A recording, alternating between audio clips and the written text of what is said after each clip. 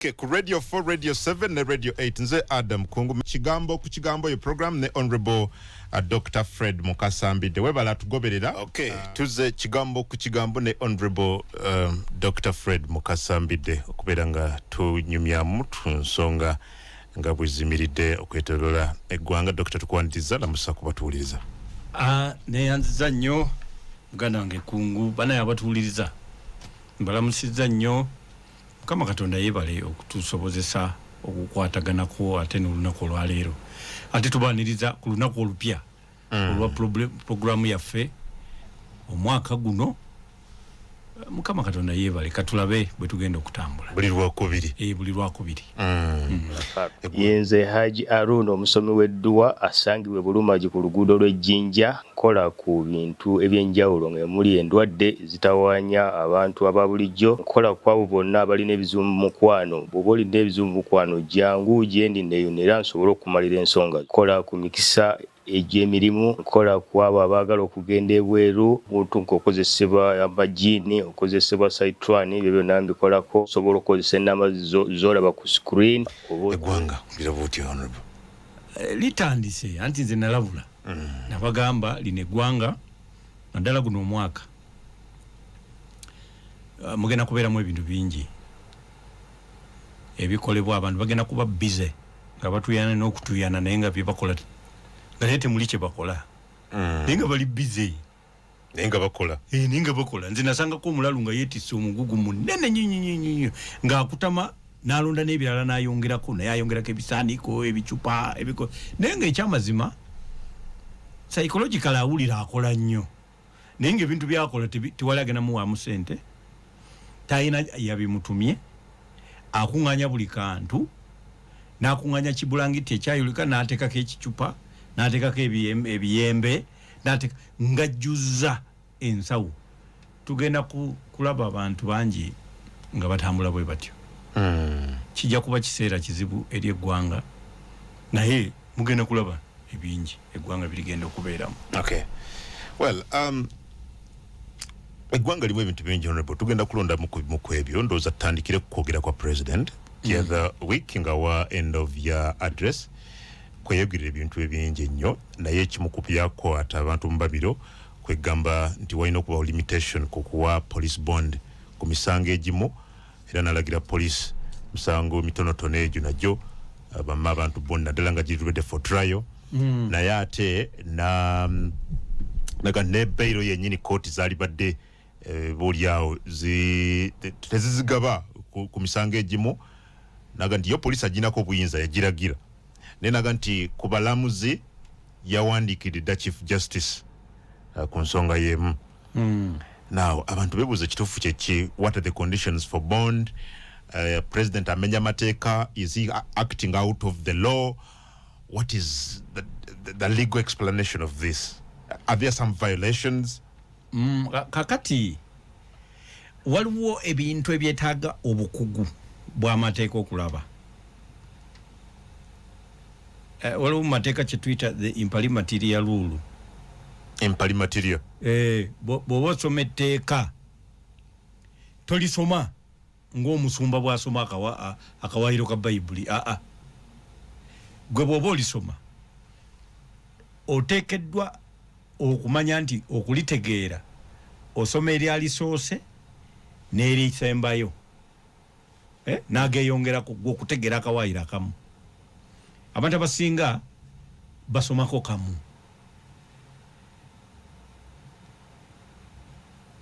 president wa Uganda ayina obuyinza nga commander in chief ku magye directly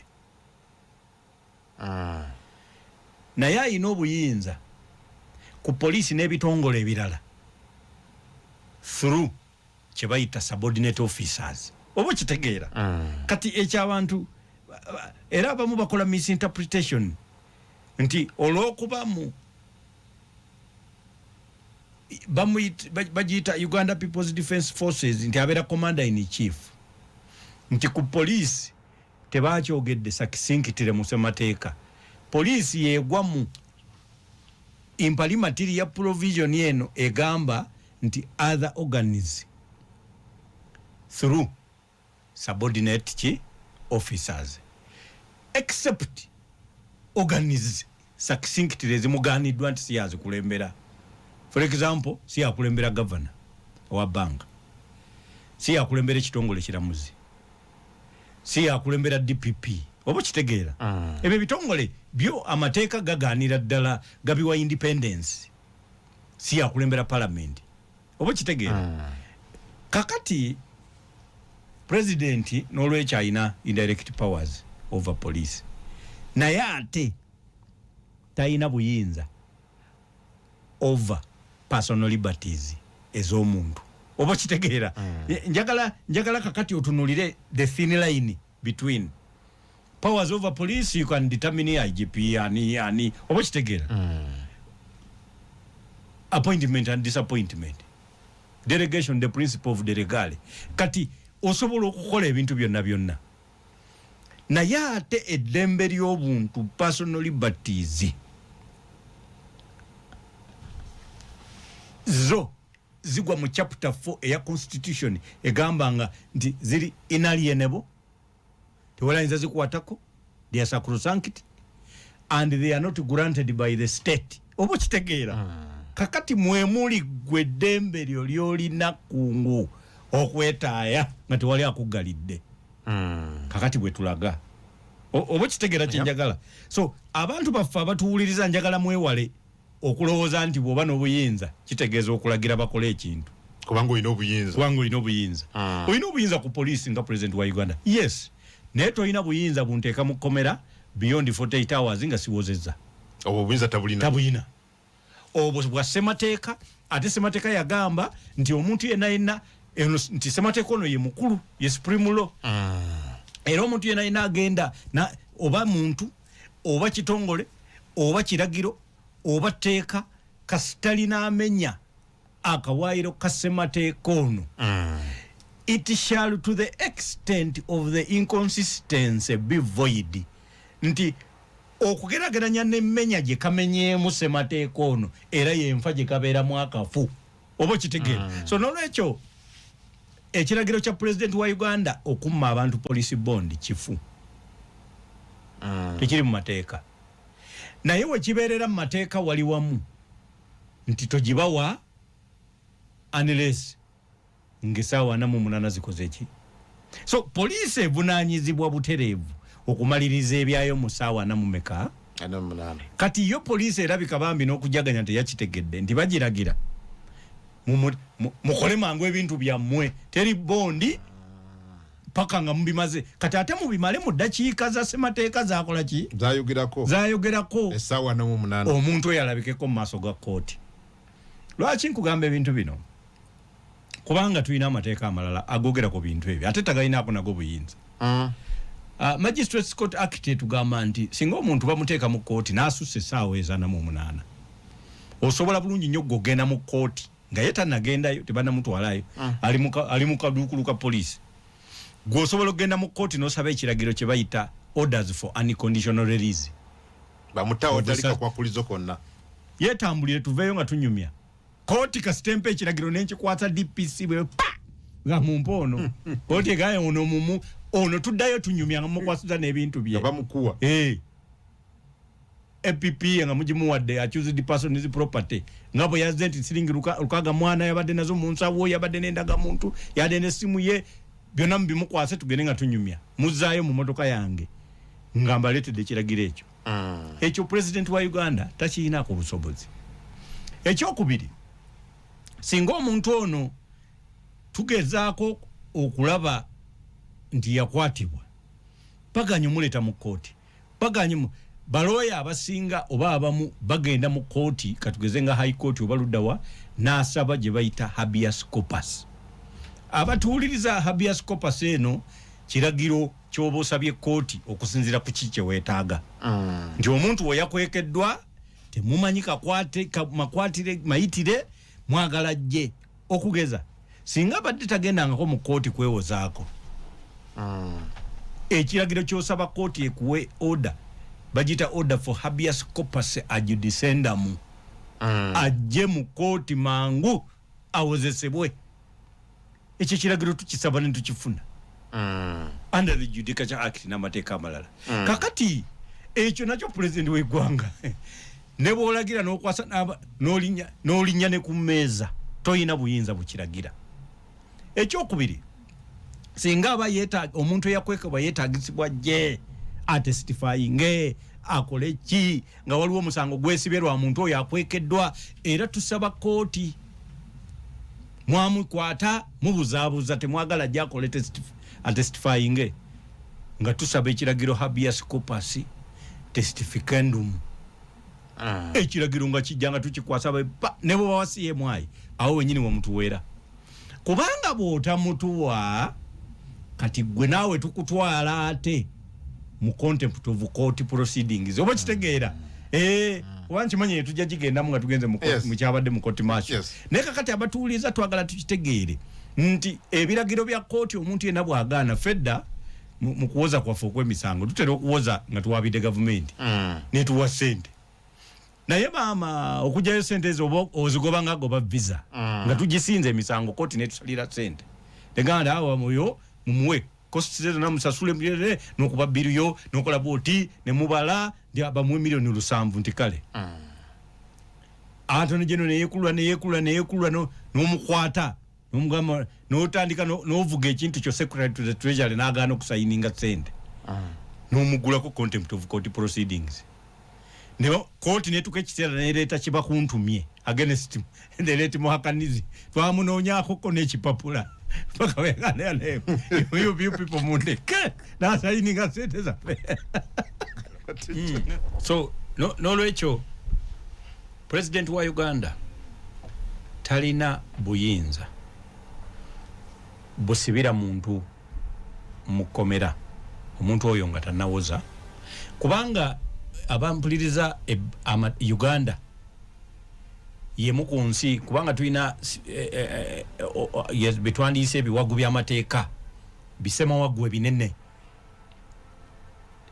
bibiri tulina gye tuyita civil international law ne common law kakati ezo ebbiri bwe zaawukanira mu ntandikwa kwe kubeera mu ngeri ki gyetunulira omuntu azize omusango. Common law yo etera kukozesebwa zino ensi ezafugibwako Bungereza Commonwealth countries yo eyina kye bayita presumption of innocence nti buli muntu we bakutunuulira oteeberezebwa okubeera nga tolina musango kibakakatako kuteebereza nti omusango ogwo si kituufu nti waguzza wadde nga oli suspect oba kitegeera you are presumed innocent until two major things happen. One, either court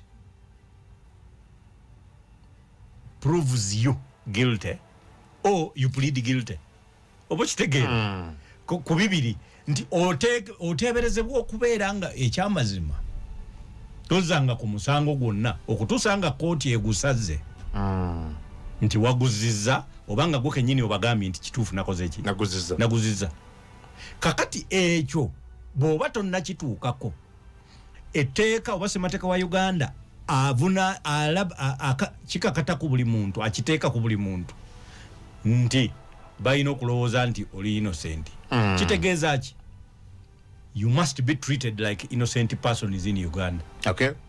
Mbana Uganda milioni 8 abatalina musango bwe bayisibwa nawe bw'olina okola ki okuyisibwa bwe nga bana Uganda bonna milioni 45 46 tebali mu kkomera nawe tolina kubeera mu ki akomera kubanga tebannakusalira n'olwekyo eyo ye common law position ate ne mu Uganda yajja neteekebwa mu ssemateeka waffe.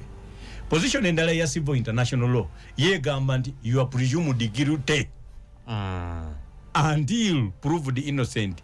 Izezo zitera kukozesebwa nnyo amawanga agafugibwako Bufalansa. Okay. Belgium sometimes. Bo nga bakulowooza abamu kati bazikozesa nga hybrid procedure. Bakozesako ku kino ne ku kino mu misango egy'enjawulo n'enjawulo. Oba kitegeera. Bo bagamba nti olukutwala jeke bagikubye nti gobeera mukomera paka lowooza ne guggwa. Ng'ogusinze obanga gukoze eki. So ffe wano mu Uganda bagamba okubeera mukomera kino kutwalira essaawa na 8 okubeera nga ekyamazima otwaliddwa ku kooti. Kati ate ne bw'otwalibwa mu kooti ovunaanyizibwa okuweebwa olukusa owoze ng'ova bweru gye bayita bail. So n'olwekyo tuvudde ku kya police bond ti president wa Uganda talina buyinza bugigaana okususa essaawa na 8. Kati ate bwe tugenda mu kooti osobola okusaba bail ng'okozesa lawyer wo owoze ng'ovaawa bweru. Kakati ekyo kyagezaako kusaba chief justice akole kubanga ye chief justice talina buyinza bumulagira president talina buyinza asobola mulonda naki ne talina buyinza bukola ki oyo tuyina gye bayita doctrine of separation of powers emugamba nti oyo ye munene muleke oyo sobola musaba neto mulagira kubanga wabeerawo checks and balances neto mulagira. Kakati tuyina gye bayita constitution bail guidelines 2022 for all courts of judicature. Ezo guidelines chief justice yaziyisa naye baziyita practice directions tezikyusa abatakoze amendment ya teeka liriwo era abatakoze teeka naye abataddewo procedure kati eyo yagikola dda takyayinza kukola ensukkaawo enjonyola courts zirina kufollowinja oba goberera ki nga zigaba bail. Ezo procedures tuziyina ate nazo zaali z'amaanyi nnyo nti bw'okebera kati mu kooti ng'eza wansi nga Magistrates Court Act section 77 olabanga waliwo ze bayita precedents antecedents ze bagamba nti ebyandigobereddwa nga gwe bakkiriza okuwa bail okugeza bateekeddwa okumanya gy'obeera kubanga ekyamazima oleeteddwako mu kooti n'otyamu kati okutowooze ng'ova bweru balina okumanya nti ojja kuvangayo okomewo kwe kusaba abajulizi abagundi bana baki basualities oba tubayita batya mu Lungereza abakuyimirira ne babawa n'akakalu nti ono kaabula musasula zino n'okusalira sente z'okusasula mu kooti tikale ezo zinaakupikaapika okomewo n'ebbaluwa eva mu ero si mwoberera ddala ng'eraga nti ddala ono tumumanyi kati ate n'ebbaluwa z'abana abakweyimiridde eziraga nti nabo bamanyi we babeera kati bano basualite bano baba bavunaanyizibwa okubanga bakujjukiza ennaku z'omwezi z'olina okukomawo n'ebirala kati ebyo biri mu guidelines ezo. President wa Uganda munnauganda takkirizibwa kusibibwa okujjako ng'omusango gumusinze ekyo tekisinzira kwani ayagala ne bw'oba ng'oli president wa Uganda n'okyagala tekisoboka kiba kimenya mateeka. N'olwekyo president alabika teyaweebwa magezi malungi oba teyagasaba mu mateeka. Ali eyo honorable atuwuliriza just in a line president to sum up what you've said ayina obuyinza obulagira police okulekera okugaba bond tayina. Simanyi lwaki president wa Uganda how about obuyinza bwayina asobola okuba n'obuyinza obutali direct mu deployments bakakati bateeke mangu poliisi ku buli kyalo bakole ki bino ebintu ebiri judicial in nature ebigwa mu koowe erya DPP n'emirimu gye paka mu kooti president wa Uganda tabuyina yayina bubeezi immunity nti ye tebimukwatako ng'akyali president wa Uganda naye waaviirako tukwata netumuvunaana emisango gy'abayazza. So president alabika teyabuulirwa nti kakati bino ebintu bino obanga bakugambye nti judiciary yo erina buyinza bwayo ne bakugamba nti DPP tali under yo wa direction kakati kitegeeza emirimu gye giyitira and the channels of operation wani yegendereza nnyo notaziyingiramu guno omulimu semateeka yagukwata n'agukuddiza n'aliyita eddembe lyo ery'obwebange era yagamba state si yekola ki si yerigaba semateeka isi lwaki nkubuuza honorable waliwo article wano yogerwa ku kanso k'enkebera ebitabo byange wano simanyi waliwo wendabira nti president alina okugaidinga police oba alina kuwa directions eri IGP on matters of policy. Simanyi oba ekyo ki because I've had some commentators saying especially abali mu kibiina kya NRM kaga nti president bw'alagira okujjawo kino ng'ayise mu IGP, that is part of the directions ezogerwako mu article eyo. I think I don't know why I want to lose it here, but it's one of those articles actually. Kyenakugambye Article 213 clause 4 I think. Kakati nakugambye nti there is a thin line. Era abantu nga si baloya bo tebalaba waawo. The whole governance of police can be determined by President Museveni. Governance. Policy. Okay.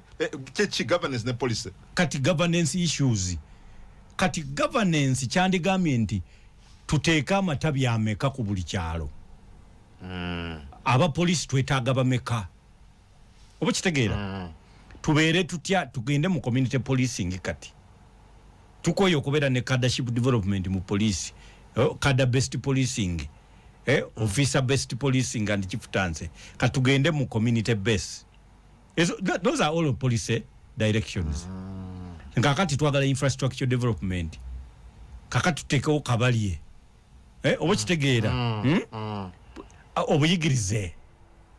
Bubeerenga butya on deployment si.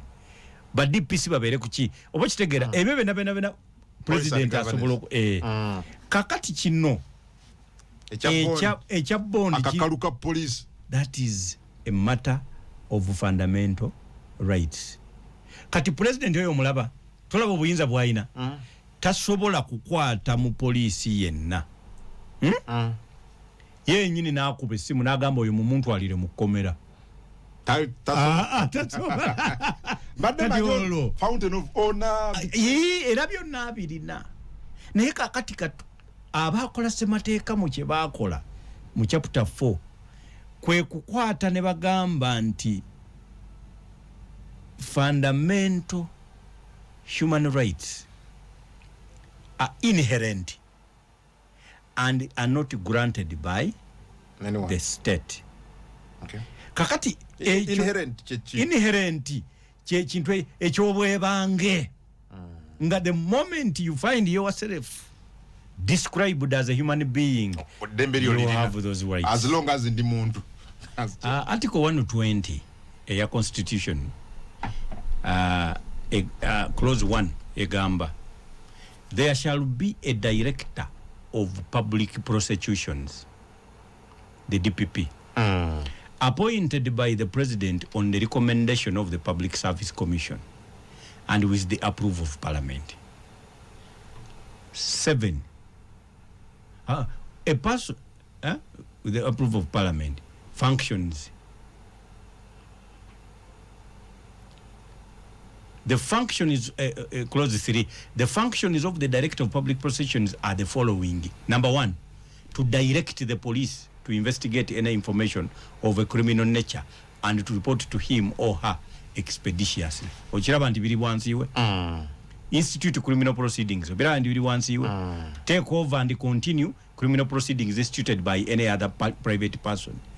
Kakati tugende ku clause 7 egamba nti the director of public prosecution shall have the same clause 6 in exercise of the functions conferred on him or her by this article. The director of public prosecutions shall not be subject to the direction or control of any person or authority. That is clause 6 of article 120. So that means the DPP akola emirimu gye talagirwa muntu yenna o authority. Kati president wa Uganda tamuyinako buyinza ate bakugambye gwe bakwasiza ebyemisango mu police. So president bw'omala okukulembera police on police matters bino ebikwatagana n'emisango egijjako freedom z'abantu byo babikwasa DPP. Kati ate semateeka naye n'agamba nti oyina eddembe ery'obwebange. So the 48-hour rule cannot be amended by an order of any authority except by an act of parliament. Naye ate nga bakugambye nti ziri eziriina liyenebo okuzama endingo oyinza n'okwetaaga referendum. So mwami kungu abantu bafa bataputa mateeka tebamanyi kye bayita impalimatiri lulu basoma akantu kamu n'agenda naako. Kati oba tusomye article 120 olowooza nti president alagira poliisi ku by'emisango. Naye bw'olaba nga article 120 eby'emisango ebikwasa DPP clause 6 ya 120 negamba ate DPP bw'aba akola emirimu gye talina muntu yenna ayinza mulagira yadde mukulembeze. Kitegeeza akakadoketi baakamuggyako president wa Uganda. Takayina era talina kwogerako. Okay. How about issue because for us we thought being the commander-in-chief of the armed forces bwekitongole bamukwata mundu bonna balinako obuvunanyizibwa bwebanga babitongole bya government. Uganda yonna aginako obuvunanyizibwa. How about this directive? Doesn't he supervise them directly? Because we hear any commander-in-chief of the armed forces president, and so that makes some people think to buyinza abujjawo. Kati waliwo be bayita buzzwords and peremptory references. Abantu bazikozesa ne bazimanyira naye nga oyina ozisoma we ziri nga teziriiwo. Article yeeyogera Uganda People's Defence Forces. Okitegera article. Kati armed forces is ki? We thought bamukwata mundu armed forces. Forces. Kati gwe noonyayo article ng'eyogera ku armed forces. Just gwe bakugamba nti oli commander in chief owa UPDF. UPDF act yo yennyini yekola forces zeeyina. Kati police we bateriimu eyo teriimu. Police armed forces. Anti kati twetaaga okutunulira UPDF act. Naye kyendowooza nti teri. Naye olw'okuba nti oyina obukulembeze bwe bayita executive authority. Kati okulembera police. Naye obukulembeze bo bwennyini tebuli quantitative buli qualitative. Nti waliwo obukulembeze obugibwamu ne butakuweebwa. Kati tulaba gwe oyina executive authority ya Uganda ne bakugamba DPP bw'abaana akwata kungo bambidde teyeetaaga kuba simu ku State House. Nawe weetaaga kuwulira biwulire ate bamukwatidde ki? Tumuyambye tutya nti akasente ka bondi oba ka beyiro ng'okawaayo naye nga balina omutwala.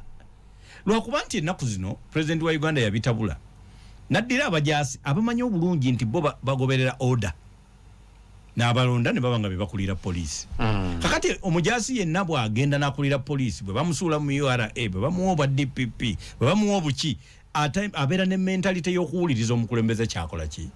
Kakati bannayuganda olw'okuba balaba ebyo weebiri balowooza bye by'amateeka naye nga si kituufu. Omulundi gwe yatandika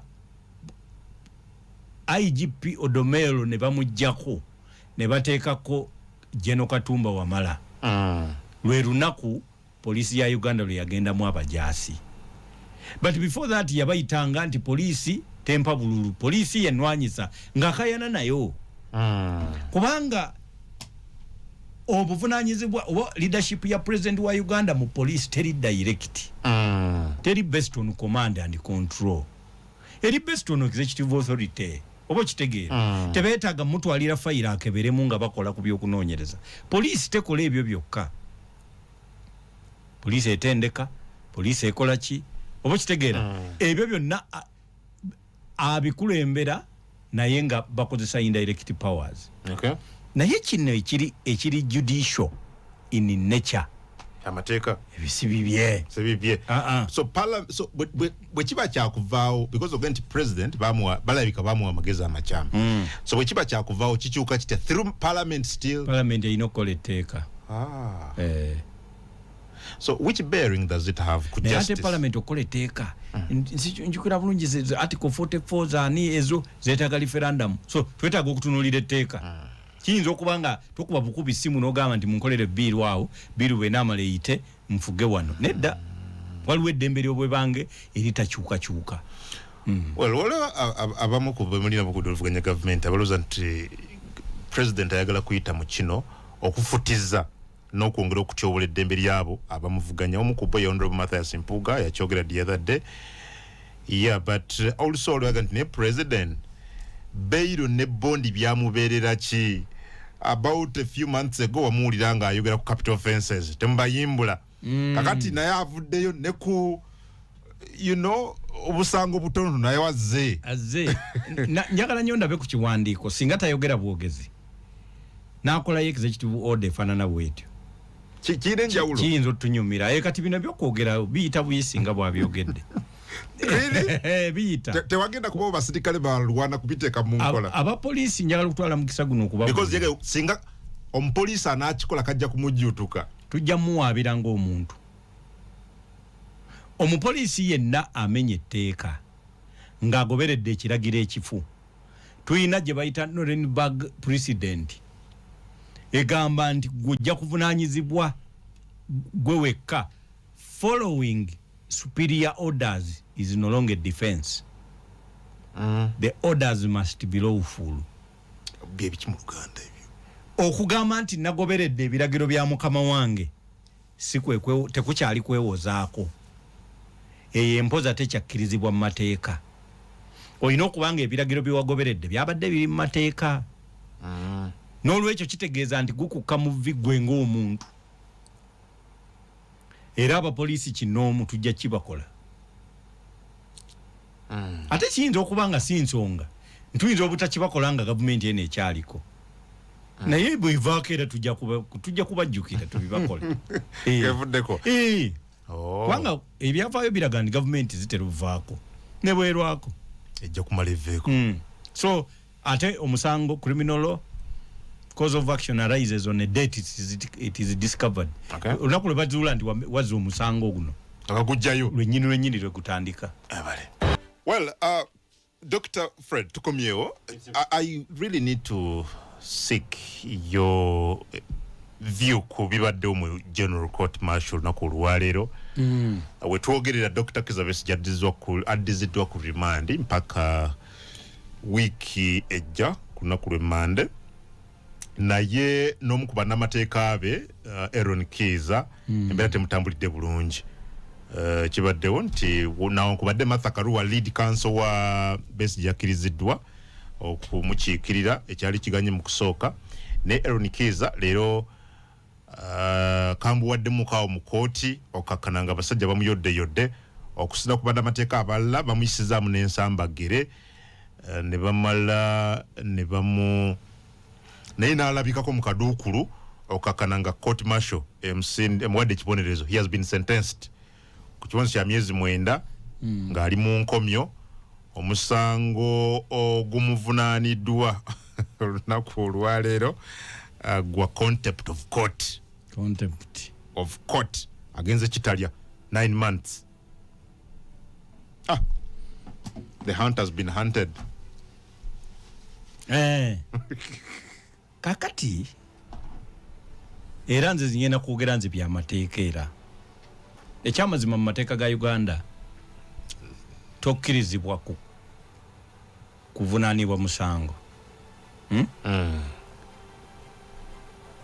akawairo namba 28 kalina bukulozi bungi olwekyo siyinza bugoberera mu mutwe gwange naye tokkirizibwa kuvunaanibwa musango okuggyako ng'omusango ogwo gwawandiikibwa mu bitabo by'eggwanga ng'omusango era nga ne sentensi baagiwandiika obanga bwe gukussa mu vi n'ekibonerezo kyennyini kinawe baakiteeka nti ovunaanibwa omusango ki nti omusango ono ogumuvunaanibwa nti incitement to violence nti ogwo baaguteeka mu kawaayiro namba katugeze 97 era bwe gumukka mu vi asobola okusibibwa emyaka 4 oba okusasula sente bweziti oba byombi okusasula sente n'okusibibwa okitegeera kakati eyo ye principle gye bayita nulla powena sine legi oba nala mu crimen sine legi kati mu kikugu ekyamateeka ebyo tebabiwandiika mu semateeka naye bw'olaba semateeka waffe mwaka akawaayiro eyo ye principle gye yateekawo kakati akawaayiro ako aka 28 kayina kuloozi eye 12 esembayo egamba nti n'olwekyo teri muntu alisibibwa musango gonna gutagwa mu kiti ekyo except for contempt of court. Oba kitegeera kati kitegeeza nti waliwo exceptioni abatuwuliriza bino ebintu okusinga ffe tutera obimanya bannamateeka naye abantu abalala ne bwe basoma ssemateeka tebabimanya. Kati ekigambo except kigambo kinene mu mateeka nnyo kyeki ng'oggyeko era ndoza kanonye ati singa onoonya article eyo article 28 clause 12 article 28 clause 12 owa ssemateeka wa Uganda erimu erina ka exception article 28 ka clause 12 buli awo wansi kandabe wano okay article 28 agamba bwet clause 12 kali except for contempt of court. Yes. No person shall be convicted of a criminal offense unless the offense is defined and the penalty for it prescribed by law. So, exception eyo ereetera kooti okusalira omusango ekyamazima nga tebalina bwe baguwandiise ne sentence tebalina bwe bagiwandiise naye nga yo kooti in its own judgment oziza omusango ogiyisiza mu lugaayo okoze omanya abantu baffe tebaagala kusoma buntu obwo nga babwegendereza n'olwekyo singa muganda waffe akirabye kubanga abantu abasinga bawoza contempt of court bo bagamba there was no order because waliwo contempt of court erina emitendera 5 oba 4 ogusooka was there court order nti yiyo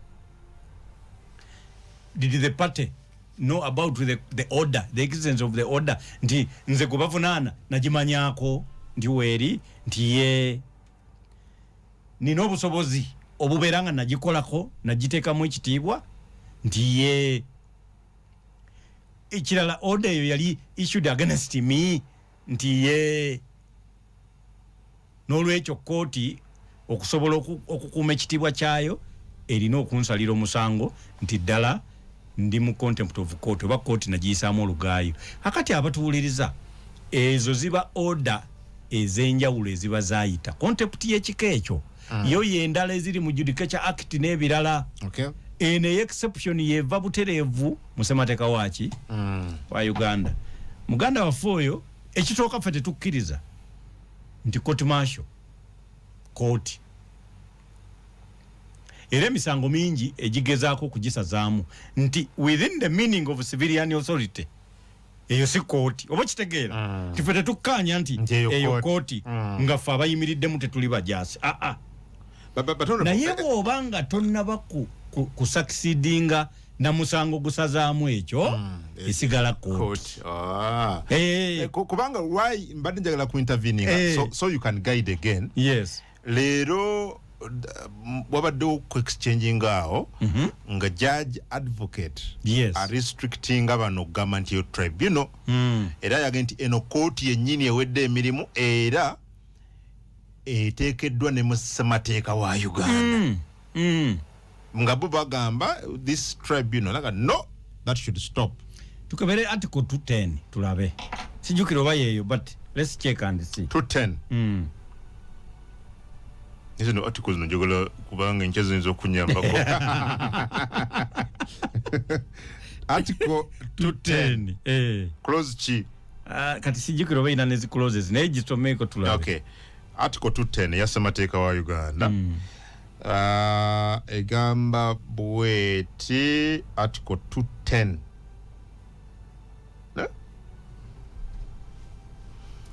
abayeno kibere tulabi article 210 of the constitution okay parliament shall make yeyo gisome nedda si yeyo kwanda begono article 210 ne gisome tulabe tulabe kyegamba.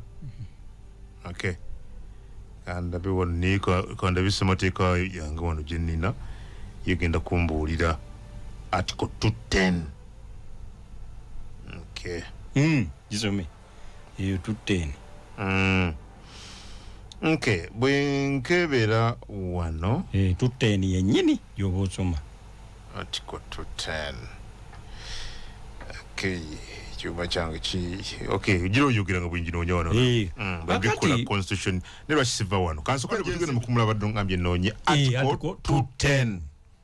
Parliament to regulate the Uganda People's Defence Forces. Simple. Etteeka.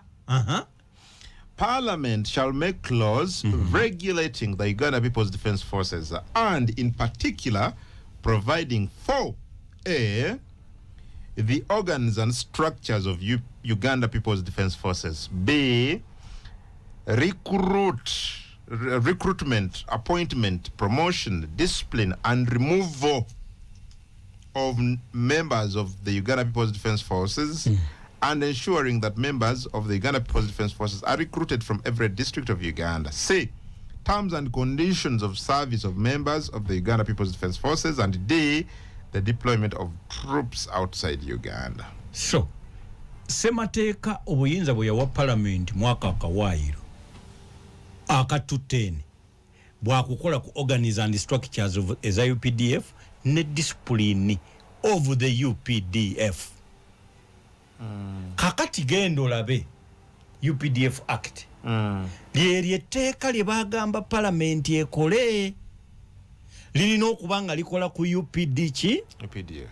Kati bw'oba onaatwala kungu mu kimu ku structures ezaakolebwa etteeka eryo nga si wa UPDF si nsonga oba mu bintu byakola akozesa n'emmundu kuba eyo si ye method of recruitment. Member wa UPDF amanyiddwa engeri gy'afuuka kubanga etteeka liragira okole enteekateeka abantu bafuuka batya bajaasi. Districts ez'enjawulo biki okugenda Kenya n'okwata emmundu si y'engeri gy'ofuuka wa UPDF. Kakati kitegeeza parliament bw'ekola etteeka eritali mu maanyi agaaliweebwa, that parliament acted at reverse. It acted beyond the powers granted to it by the constitution. Kakati awo tugenda ne tuteeka UPDF Act eyo, particularly provision eteekawo court martial nti they're inconsistent with the constitution mu constitutional court. So mu bwongo bwaffe nga bannamateeka tulaba omuntu talina kubeerayo, naye buli lwebanga kooti tennakisala n'omusangayo gyali aba akyaliyo. Aba akyaliyo mu mateeka paka nga kooti ekikoze eki. So that is where the problem lies. Nti munnamateeka munnanga akimanyi bulungi nti ekyamazima kooti eyo nfu era yeetaaga kuwaabira bagisazeemu ereme kuddamu kuwozesa bantu abatali basirikale. Kati naye obuzibu agenda yagusaze, kati gwe tokkirizibwa kugenda ng'ogusaze. Kiringa kusanga musajja yabbye TV yo mwamukutte nayo ne mumutwala ku poliisi ne bamukujjako nga tonnamukuba, bw'omusanga mu kooti nga ne TV weeri aba atandika okwogera nti si yenze n'obuuka omukube atugusala. Gwe tokkirizibwa olwedde obanga alina ensala.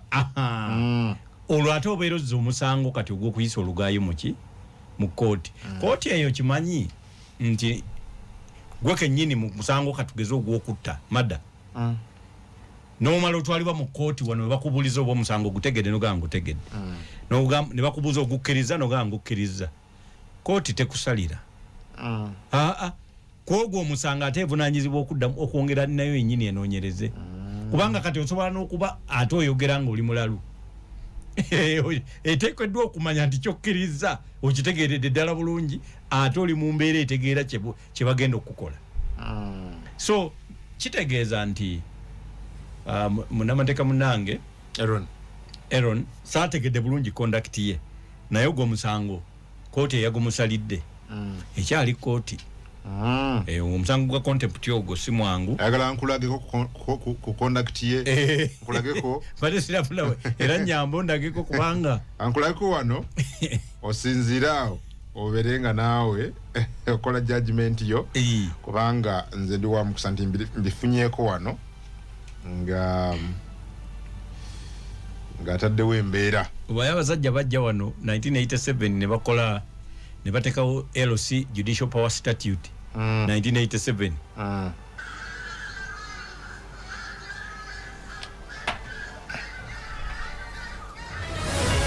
Owukyawuliriza program Kigambo ku Kigambo. Adam Kungu ne Honorable Dr. Fred Mukasambidde.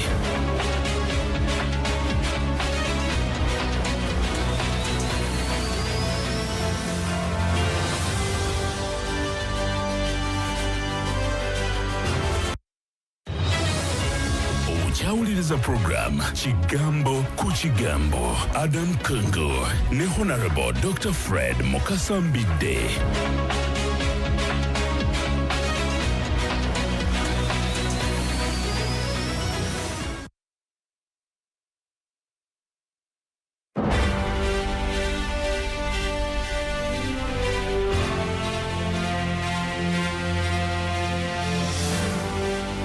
Kali tukomye ndoza nkulazeeko chicho olabye. Kakati eyo contempt muganda waffe yekalakasiriza mu kooti. Kakati eyo mu bufu bwayo mu mateeka ekyali kooti paka nga tuwangudde enteekateeka esazaamu bannansi abatali bajaasi okutwalibwa mu kooti ng'obuyinza obwaweebwa ssemateeka obwaweebwa palamenti yabuwa okukola ku discipline y'abannamagye ng'ekola tribunal. Ate yo neegenda eteekayo nti n'omunnansi atali munnamagye kasaba kusanga n'emmundu naawe ogendeyo nedda. Obwo obuyinza yali tebulina palamenti ya Uganda. Bwetyo nno nange palamenti ya Uganda egyolaba yakolako dde etteeka nga terikkiriza bibiina ebitalina babaka bangi kusimbawo bantu kugenda mu palamenti ya East Africa. Era nange namala giwaabira. Nzijukira n'omutunyumizenge gyewataganjula amateeka. So abantu babulijjo mu kitegeere nti naye nalinga bwe bali tebannagusala nali siyinza kubisa posta. Abamala gusala kati awo no bakola amateeka agakukkiriza okwesimbawo. So muganda waffe ono ye atandise okugusala olwekyo kiri contempt kiwasi. Era agenda kubonaabona. So kati omukisa guliwa asobola okujulira tugende nti emyezi 9 agenda kujimalayo ba aje kuwaka akola apiru ajulira wa koti y'amagye ina we bajulira kakati ye aleta kutunya UPDF Act simanyi because ina appellate court nayo yennyini court martial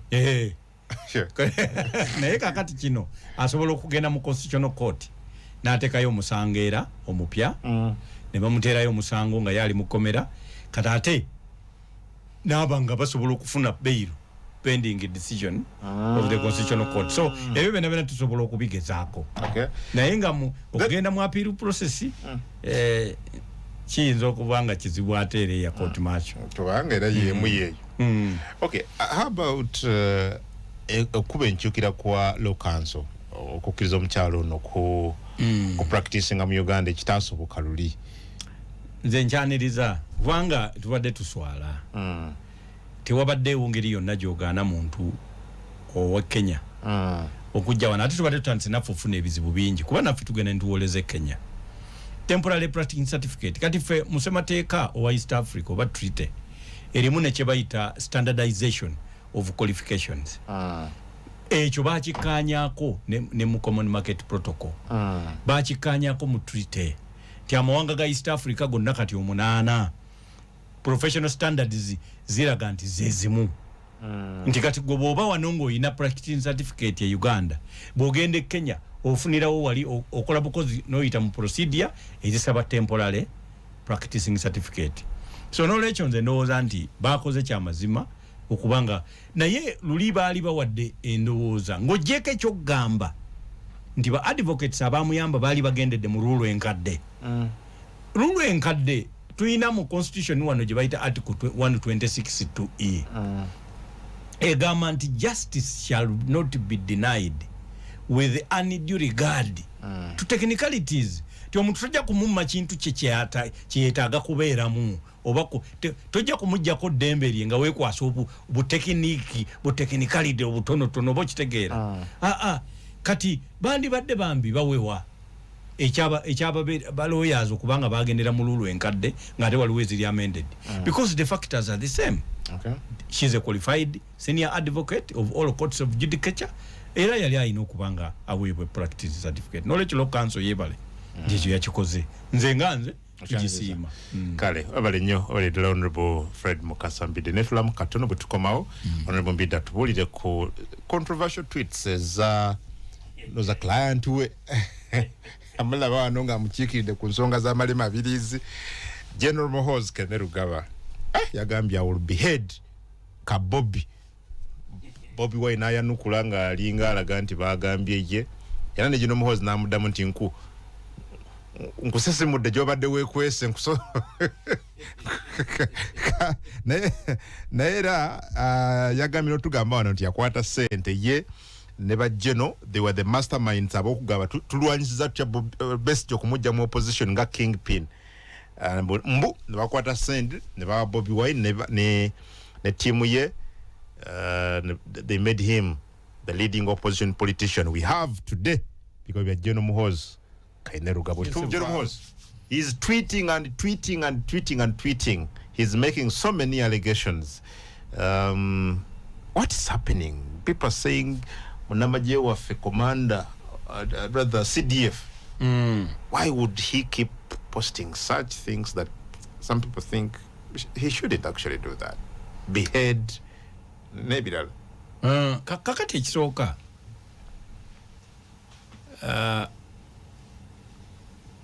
abantu bonna abali mu political arena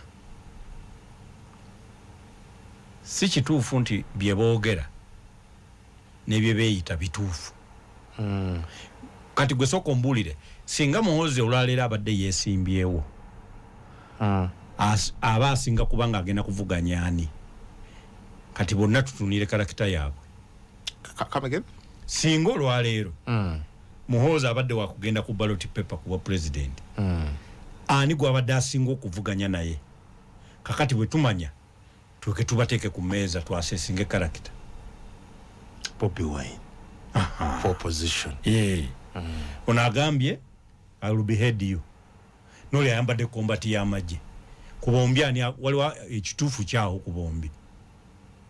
I don't understand what you're saying, Honorable. Bonna bye boogera si bituufu ne bye bakola. Bobi Wine naye ayambala ebyambalo by'amagye si mujaasi. Ayambala ebyambalo by'amagye oba amagye ge bigamba nti byago. Okay, ebifaanana portrayal and characterization kyengezaako okugamba naye bw'omutunuulira ye president alina n'entebe eriko coat of arms oba kitegeera president Kyagulanyi kakati n'oli naye agamba nange nja kukwata naye nze ndowooza nti kirina okutunuulira kiri kintu kimu kebera ku baana ba president bonna President Museveni kuliko ayinza okugenda mu wino nga bamwagala nnyo. Simanyi. People don't identify with them. Yeah. Simple. Apart from General Muhoozi. Kati General Muhoozi bino byakola ye bimufaananya abantu. Bamulabanga nabo bye bakola byakola. Bali ku social media kwali. Boogera bino nabiri bawana Mariah Carey nani Beyonce naye amuwaana. Balaba abaana balina kavuzi naye abalaba. Balinga ye alinga bo eyo characterization gyakola portrayal gye yeewa nze njirabanga technique emubeeza okumpi n'abantu kakodyo akamusembeza mu bantu kakodyo akamubeeza mu bantu era kati tebamulaba nga mutabani wa president akati jjukira nga yeesimbyewo ogenda kufuna naye ebintu ebuzibu bumu nti yajja kuba ayina characterization yeyiyo kati ate ng'alabibwa ne mu kifaananyi ky'oli kati afune obuwagizi bw'oli ababadde bamuwagira afune n'obwo agabane naawe ne bw'obadde ofunye kimukolera n'awaana Beyonce kakati Ano mudumizi wa honorable. Akati bamugambye nti onywa omwenge oli mutamiivu. Nene gwe yasimbawo naye balina bye bamugamba byanyu. Obutuufu n'obukyamu.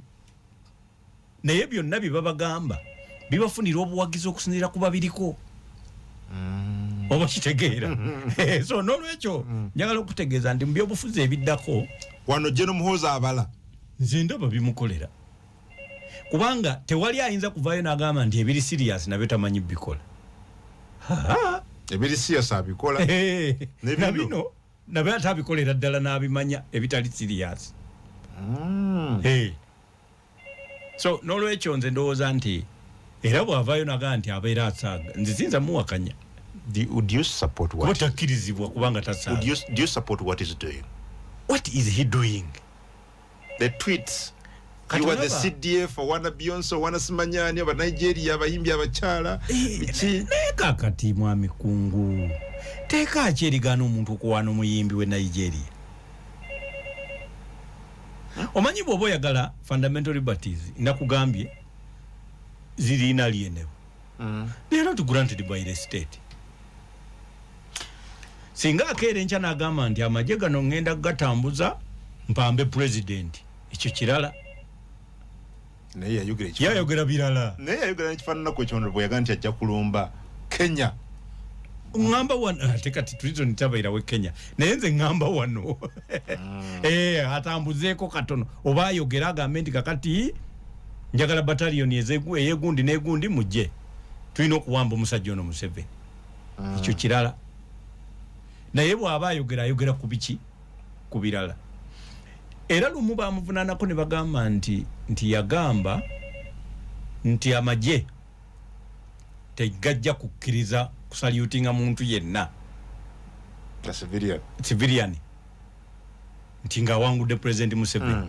Era abantu bamu ne bagamba kakati ekyo kimanya tteeka nengamba nti etteeka lyogera ku gavumenti eriko. Si gavumenti erijja kati onayogedde ku bijja bire byokusalutinga n'okulonda bya gavumenti ejja. So amateeka go mugaveeko bwe muba mwagala okukolagana ne bannammwe. Kubanga bw'onaamugaana okuwaana Beyonce kitegeeza naawe bajja kuba batuufu okugaana okuvuma President Museveni. Okumuvumirira. Okitegeera. So kakati wateekeddwa okubaawo eddembe. Kyeneewuunya oba n'abajaasi abalala balirina. Era bandituyambe ne balikozesaako ko ne tulaba. Oba nabo libalemerera. Oba kitegeera. Nze kye nandyagadde. So nze kye ndowooza nti ye kyakola kigenda kimutambuza kinene mu bantu ba bulijjo kati abasinga okuba abalonzi. Abalewuliriza. Mwebale Mukama Katonda yeebale programu tugiguddewo eya buli Lwakubiri. Every Tuesday Honorable Mbidde tujja kuba naye kale mwebala bakupya amasimu akumi. Jambo.